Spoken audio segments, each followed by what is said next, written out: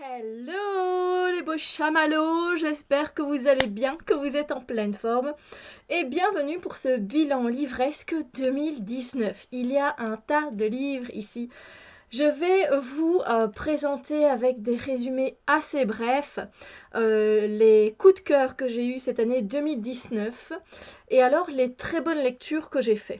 Voilà, je ne vais pas m'attarder sur les autres lectures. Ça sert à rien sinon pour ça. Il faut regarder toutes les vidéos une par une de mes points lecture. Donc j'ai répertorié dans mon super bouquin toutes les lectures que j'ai fait cette année. Il me semble que j'en ai fait beaucoup moins que l'année passée. J'ai lu beaucoup moins de livres. Mais bon, voilà, c'est comme ça. Et j'ai eu, je sais pas si j'ai eu moins de coups de cœur. Ouais, en tout cas, j'ai pas eu énormément de coups de cœur, mais je vais d'abord vous présenter vraiment ces livres qui m'ont fait battre la chamade dans mon cœur, ça a été très très fort. Et le premier, c'est Rebelle du désert d'Alwyn Hamilton aux éditions PKJ, le 1 et le 2. Alors, j'ai pas encore fait mon point lecture sur le 2, pourtant j'ai déjà fini depuis un petit temps, mais j'essaye de vous faire des points lecture de 3 livres, comme ça je trouve que voilà, ça prend moins de vidéos pour vous, vous pouvez voir plusieurs lectures en une seule vidéo. Mais ça, c'est un absolu coup de cœur, absolu, absolu. Je ne m'y attendais pas, mais j'ai adoré me plonger avec Amani et Jean dans ce désert, avec ce folklore oriental, avec les djinns et avec toutes sortes de créatures, de monstres qu'on peut trouver. C'est juste incroyable. On a une magie du désert, en fait, qui est là, qu'on ne retrouve pas dans d'autres livres, et ça m'a j'ai adoré, vraiment, le 1 et le 2. Du coup, je me suis procuré le 3 et j'imagine que je le lirai en 2020. Mais donc, en gros, si vous voulez, on se retrouve avec Amani qui est prisonnière d'une vie dans le désert. Et en fait, elle se retrouve à galoper sur un cheval fantastique en compagnie d'un fugitif qui est recherché pour trahison. Et, euh, et voilà, elle pensait pas qu'elle allait se retrouver dans une rébellion contre le sultan. Et dans le 2, c'est tout aussi chouette. Il y a plein d'aventures, il y a plein de mythologie comme ça orientale. Si vous aimez ça et si vous avez envie de changer de paysage, c'est un livre que vous allez adorer vraiment. Je vais à chaque fois mettre les points lecture en barre d'infos, ainsi que où vous procurer le livre si ça vous intéresse. Celui-ci, c'est pas une bricasse, franchement, il était très, très rapide à lire. Il y avait un peu plus pour le 2, et c'était génial. Je peux que vous le conseiller, sérieusement, c'était un gros coup de cœur, le 1 et le 2. Alors, un autre gros coup de cœur aussi, c'est Magisterium, le tome 1, l'épreuve de fer, d'Holly Black et de Cassandra Clare, aux éditions PKJ. J'ai adoré me retrouver dans cet univers. Au départ, j'ai eu du mal à me retrouver... Enfin, j'ai eu du mal avec le personnage principal, Cal, en fait, avec Kaloum, mais après j'ai adoré parce qu'on se retrouve dans une école de sorciers, mais c'est une école qui est souterraine, avec des stalactites, et on est dans des grottes, il y a une ambiance particulière, et puis c'est surtout la fin en fait qui m'a vraiment donné le coup de cœur, quoi. C'est la fin du livre qui m'a dit waouh, je veux lire le 2, absolument. Ah, je ne m'y attendais pas, waouh. Donc c'est génial, et pour pas oublier ça, ben, je vais essayer de le lire au plus vite et de terminer la palle que je me suis constituée. En gros, c'est l'histoire d'un garçon, Callum Hunt, qui aimerait être un garçon comme les autres. Il a 12 ans. Euh, il a tenté d'ignorer la magie qu'il portait en lui, mais son don le rattrape, et donc il va devoir aller dans le Magisterium, une école vraiment fabuleuse où l'attendent des révélations sur son passé, et où il va commencer à essayer, voilà, à travailler les dons qu'il a. Il y a quand même pas mal de livres, et franchement, j'ai vraiment passé un super bon moment. Et il y a plein d'aventures, il y a plein d'actions. Si vous avez aimé Harry Potter, c'est pas le même style, mais voilà, vous risquez vraiment d'apprécier celui-là aussi. Et pour moi, ça, coup de cœur avec Rebelle du désert, et donc aux éditions PKJ tous les deux. Franchement, j'ai adoré, gros gros coup de cœur. J'ai hâte de lire la suite. Et alors, un coup de cœur que peut-être, voilà, vous ne vous y attendez peut-être pas parce que c'est pas dans. Enfin, mais pour moi, c'est un coup de cœur de tous les jours. Je suis heureuse de m'être procuré ce livre. C'est l'encyclopédie du savoir relatif et absolu de Bernard Werber aux éditions Albin Michel. J'adore me plonger et lire un petit quelque chose à propos d'Akhenaton.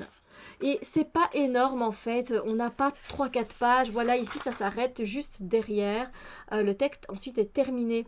Et du coup, ben voilà, on apprend plein de choses. Moi, j'ai surligné de dingue hein, dans ce livre, voilà, de toutes les couleurs possibles et inimaginables. J'apprends plein de choses, je suis aux anges. Je ne pense pas, j'ai déjà fait la review, mais j'ai pas encore mis en ligne, je crois. Bref, on apprend plein de choses et c'est des petits paragraphes, c'est pas voilà c'est pas 3 4 pages, il est tellement bien fait, je l'adore. Et pour si vous êtes fan de connaissances, ben vous allez adorer vous plonger de temps en temps et de venir apprendre quelque chose. Tout simplement, moi c'est un gros coup de cœur de mon année 2019. En tout cas, voilà. Là, vous avez mes 3 coups de cœur de l'année 2019. Pour les autres, ça reste des lectures très très très agréables où j'ai même mis un 5 sur 5 hein. C'est juste qu'il y avait peut-être pas le petit truc en plus. Une lecture que j'ai adorée, c'est le second tome de Caraval qui s'appelle Legendary de Stephanie Garber. Donc dans le premier, on se retrouvait avec Scarlett et Donatella, qui sont 2 sœurs qui vivaient sur une île et ça faisait longtemps qu'elles voulaient participer au jeu Caraval avec le grand maître légende. Et du coup, elles se sont retrouvées sur l'île, mais c'est une île, enfin, lors de Caraval, tout est illusion, tout est magie, on ne sait pas démêler le vrai du faux et c'était absolument très très bien fait. Moi je ne m'attendais pas du tout à la fin, je suis un peu naïve donc moi je me suis laissée prendre dans les filets et j'ai fait waouh, je m'y attendais pas du tout.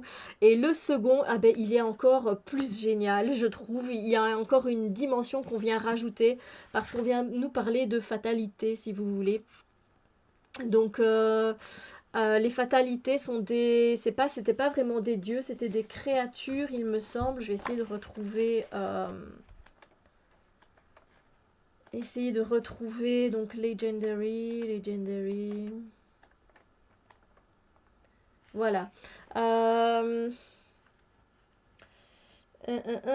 donc oui, voilà, c'était comme je l'ai mis, j'ai mis c'était captivant, c'était intrigant, super bien ficelé. Je ne m'attendais pas à tous ces coups de bluff, effectivement. Euh, c'était incroyable. Voilà, on rencontre en fait Jax, qui est une fatalité, un personnage cruel qui a été enfermé dans une carte, le jeu de la destinée. Et voilà, je vais pas vous en dire plus, mais voilà, j'ai adoré, c'était topissime, et j'ai mis un 4,5 sur 5, j'ai adoré. Et Caraval était aussi un coup de cœur de l'année passée, donc j'ai hâte de lire la suite, que je pense, qui n'est pas encore sortie en fait. La suite n'est pas encore sortie en français, mais qu'est-ce que j'ai hâte! Donc si vous aimez tout ce qui est magie, illusion, allez-y, c'est juste génialissime. On continue avec la passe miroir, le tome 2. La passe miroir, je l'ai bien aimé aussi, celui-là. Je l'ai plus aimé que le tome 1, en fait. Je vais essayer de retrouver. Voilà, la passe miroir, je lui ai mis 5 sur 5, le tome 2. Je sais que le 4e tome est sorti, mais moi je me suis pas encore mis au tome 3. Parce que c'est quand même des pavés, hein, quand même, faut le savoir. Il y a de quoi lire, voilà. C'est écrit quand même en petit. Bon, hein. Il y a quand même pas mal de pages. Mais j'ai vraiment apprécié. Il y a de l'action et des intrigues, il y a des émotions. Et Ophélie, elle a plus de caractère dans celui-ci. Donc Ophélie, c'est l'héroïne principale, hein. Donc en fait, en gros, euh, ça va être dur de vous ramener à... En fait, dans le premier tome, on se retrouve avec Thorne et Ophélie. Euh,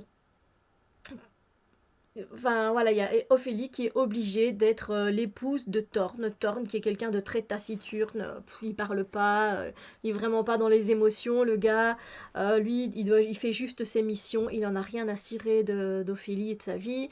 Et bon, il n'a pas vraiment le choix, donc il la ramène à la Citaciel, au clair de lune, etc. Oui, à la Citaciel.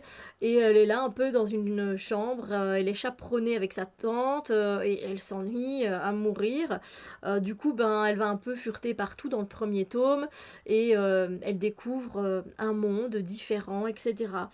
Ophélie, elle a le don de lire dans les objets et je trouve par contre que ce don n'est pas assez exploité, que ce soit dans le 1 ou dans le 2.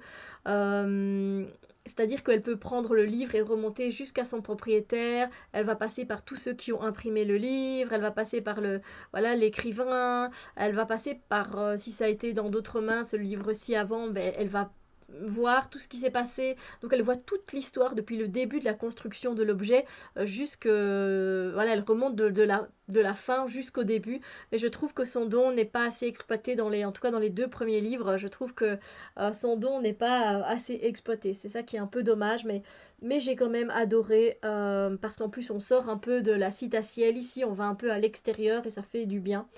Euh, donc voilà, en fait, Farouk, c'est un peu le gars qui dirige la Citaciel. Et en fait, elle a été promue vice-comteuse, Ophélie, là-bas. Et elle découvre à ses dépens les complots qui couvent sous les plafonds dorés de la Citaciel.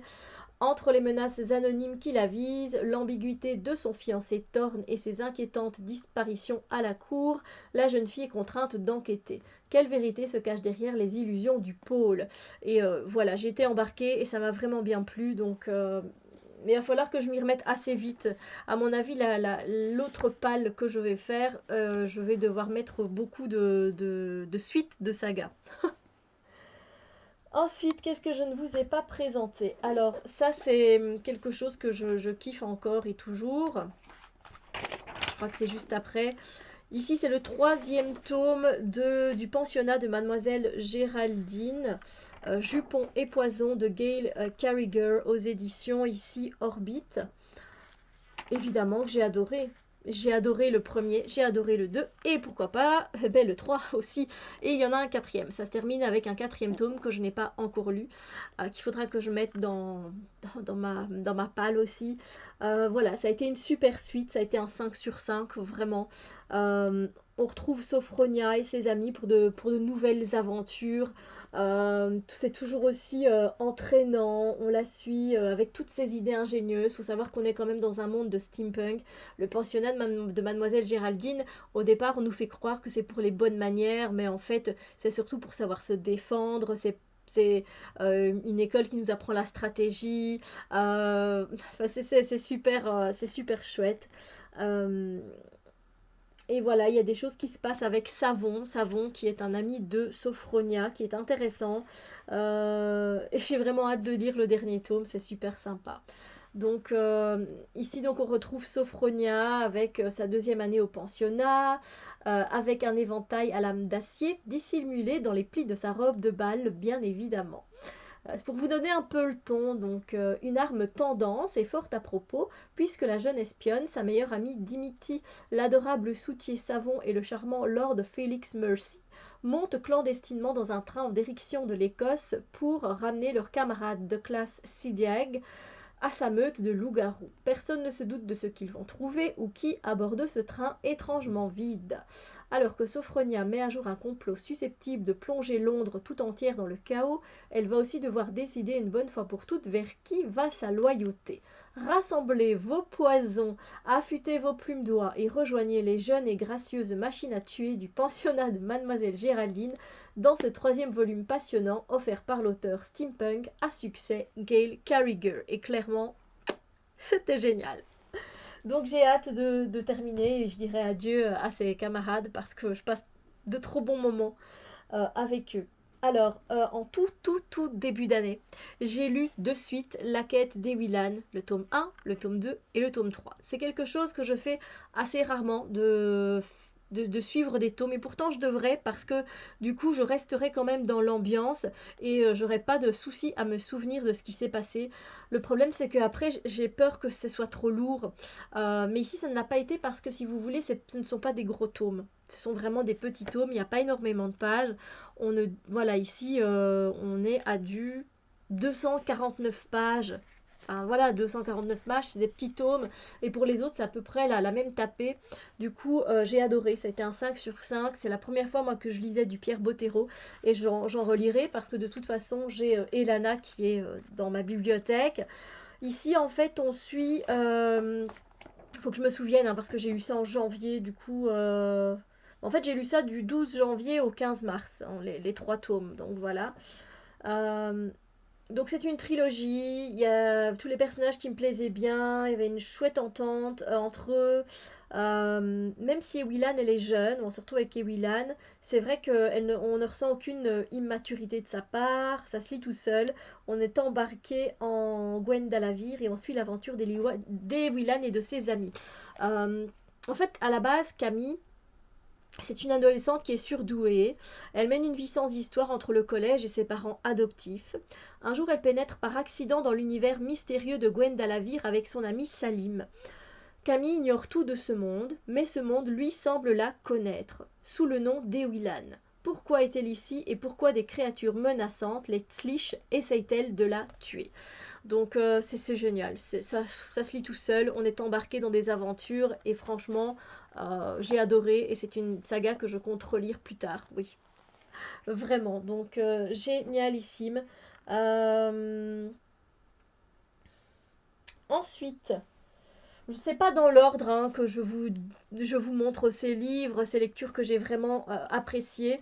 Alors là aussi, c'est pas un coup de cœur, mais c'est un beau 5 sur 5. C'est le second tome de Shades of Magic, qui est donc The Shades of Shadows de V. Schwab. Victoria, elle nous pond des livres à tomber par terre, mais seulement, c'est des beaux bébés. On se retrouve dans 4 Londres différents, c'est juste génial, il y a des jeux. Je ne sais plus quand je l'ai lu, donc je vais aller reprendre. On retrouve en gros Kel et Lila, oui, qui s'étaient séparés à la fin du premier tome, désolé si je spoil du coup, et on les retrouve, ben voilà, en train de faire quelque part leur petit business, chacun de leur côté, et ils vont se retrouver à un moment, évidemment, et ça va être super génial. Mais c'est un peu embêtant quand c'est des seconds tomes, parce qu'on peut pas trop en dire non plus, donc voilà. Ah, zut alors, où est-ce que j'ai mis ça? Euh, je ne sais pas.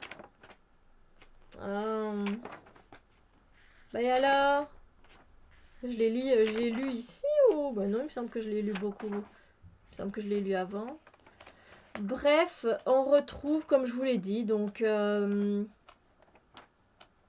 voilà, Shades of Shadow. Et non, je l'ai lu en mai. Il y a plein d'actions, il y a des rebondissements, j'ai adoré, voilà, qu'on retrouve Lila à bord d'un bateau de pirates. On a retrouvé Kel qui partage la vie avec son frère, le prince Ri. C'était génialissime. Euh, C'était top en fait, c'était vraiment, c'était top. Je, voilà, un tome génialissime. Je suis désolée pour la lumière qui fait des allers-retours. Le soleil joue à cache-cache, mais c'est top. En fait, je vais vous lire peut-être ici la première partie qui reprend un peu quelque part le début du premier tome. Quel est le dernier des magiciens de sang, des sorciers capables de voyager d'un monde à l'autre? Des mondes, il y en a 4, dont Londres est à chaque fois le cœur et l'âme. Le premier gris est le nôtre, le second rouge déborde de magie, dans le troisième blanc elle s'est fait rare, et dans le dernier noir elle a tout dévoré. 4 mois ont passé depuis qu'un talisman maléfique est tombé entre les mains de Kell, depuis que le corps de son ennemi a été expédié dans le Londres noir en compagnie du joyau. Voilà, je vais pas vous lire la suite, mais c'est génialissime. Je me suis super bien amusée. Je suis désolée pour la lumière. Je vais régler ça.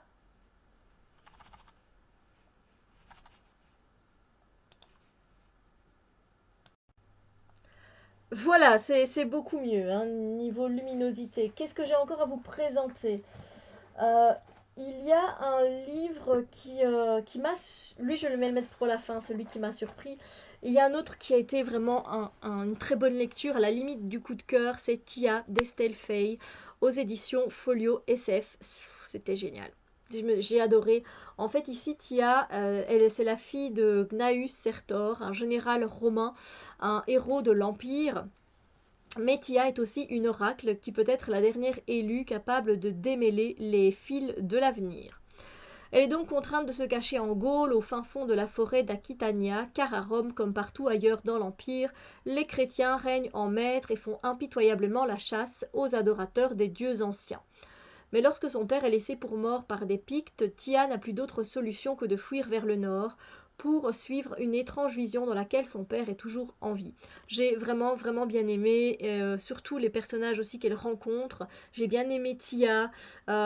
C'était chouette de se retrouver à cette époque romaine. Ça change aussi, ça change. C'est un peu comme Rebelle de désert. On se retrouve dans, voilà, dans un lieu différent, dans une époque différente, et ça change, ça fait du bien.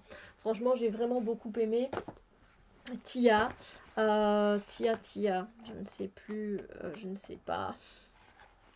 Quand j'ai lu Tia, euh,